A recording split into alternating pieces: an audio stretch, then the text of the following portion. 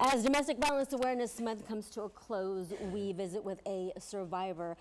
She hopes that her story brings love, hope, and light to anyone struggling with domestic violence. We have with us Teresa Vela. Thank you so much for being with us this morning on Domingo Live. Thank you, Barbie. Thank you, Rudy, for having me. Absolutely. Please share your story. What happened to you? Well, my experience with domestic abuse, it wasn't just about the physical harm. It involved emotional abuse like fear, intimidation, isolation. And for a long time, I stayed silent about it. You know, I was hoping things would get better. I even thought it was all my fault.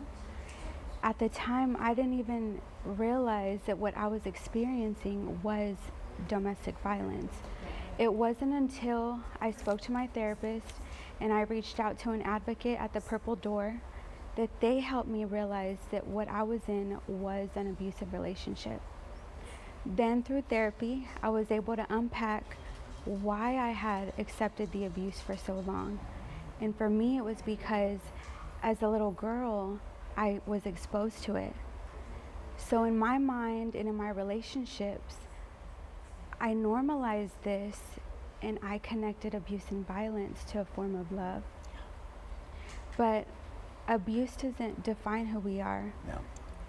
The decision to break free does, and that's when I begin to reclaim my life. Now you've become an advocate. You've even written a book. Tell Yes. us about that.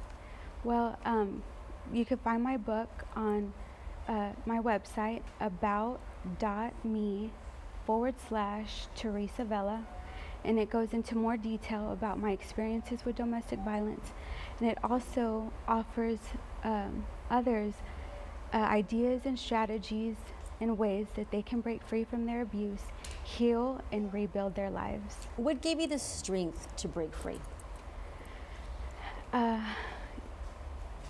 You know, it was just a passion for what I went through, and I knew that others, it's their story too. So I wanted to, you know, advocate for them, be their voice. You didn't do it alone, though. No. That's the key. No. You need help, and the help is out there. Yes, it is. Yes. How did you get through the emotional and the mental? How did you heal emotionally and mentally? Well, it was a journey, Barbie, Rudy, of many small steps, like going to therapy, leaning on friends, creating healthy boundaries to protect my peace, and sharing my story was a part of that process too. I realized that when I speak my truth, it not only sets me free, but it empowers others too. What do you think is important for people, those viewing right now? What is important for them to know? Well, it's important for them, or my biggest message that I would, you know, leave with them is that you don't have to fight this alone. If you're struggling, please reach out. If it's to a friend, family member, even an advocate, or even a hotline, you know, and know that your healing is always possible. Very good. We've got a full screen here we want to share with you. There's more information if you'd like help, if you need help.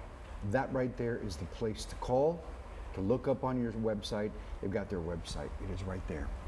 Teresa, thank you so much for being a part of Domingo Live, bringing your story to all of our viewers. It's much needed, especially as this, you know, this month comes to a close. We want to bring more awareness, but not just in October, every single month of the year, because it happens a lot. Yes. Teresa, thank you again. Thank you. We'll be right back with more Domingo Live after this.